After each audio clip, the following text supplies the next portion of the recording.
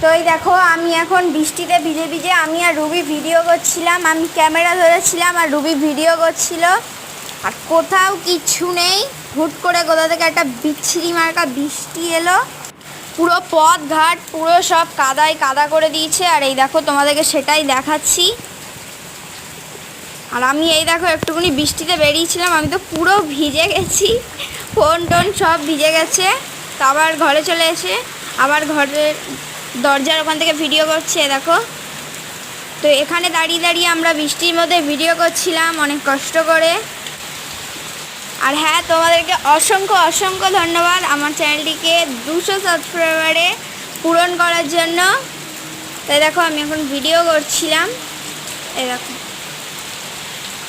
Ruby এই বৃষ্টির মধ্যে রুবি ভিডিও করেছে আর আমি ক্যামেরা ধরেছি।